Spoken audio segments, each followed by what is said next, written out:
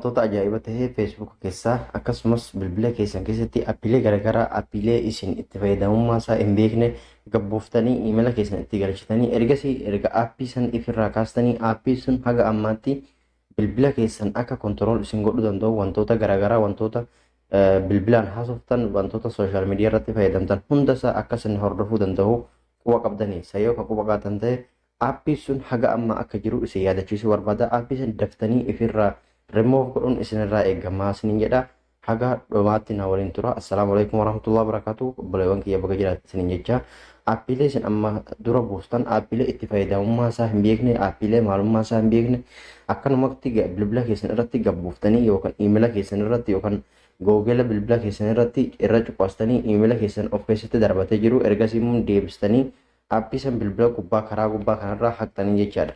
Garuu aappii sun haga ammaatti hin haqamne gonkumaa bilbila keessan keessa dhokatee taa'eeraa jechuudha. Akkasumas wantoonni karaa iimeelaa fi feesbuuka keessan ittiin bantanii jirtan haga ammaatti irra jira waan ta'eef aappii san daftanii ifirraa remove godhuun isinirraa eegama. Fakkeenyaaf feesbuuka keessan erga feesbuuka keessa seeneen booda bakka tanarra cuqaasnaa asitti bakka siitingii irra cuqaasnaa jechaadha. Siitingiin jalqaba kanarratti isinii bahaa ergasii agar buutanii bakka siitingii dhufanirratti asirra cuqaastanii jechaadha. Siitingii irra cuqaastanii erga siitingii irra cuqaastanii ammas siitingii dhumarra seenaa jechaadha. Kunoo siitingii dhumarra seenaa erga siitingii irra seeneen booda ammas gabbunnee bakka kana bakka app in the website dhumarra cuqaasnaa jechaadha.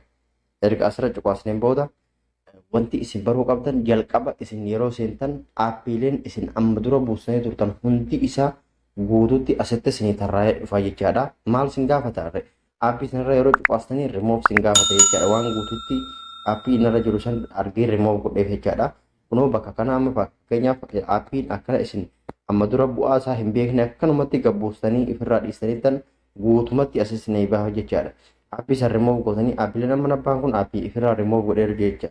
Aappiilee kunoo akkuma argaa jirtan aappii amma dura ifirraa remove godheeru kunoo akka remove godheeru asitti kaaheera jechaadha.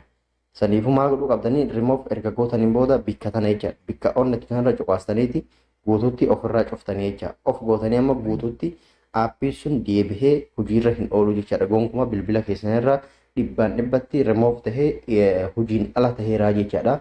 Iimeela keessanirraa bilisa taheeraa jechaadha. Kana fakkaataa share like waliin gochuudhaan namoota biraan gahaa isiniin jedha. Haga barnoota dhufu walitti deebi'utti nagaan tura.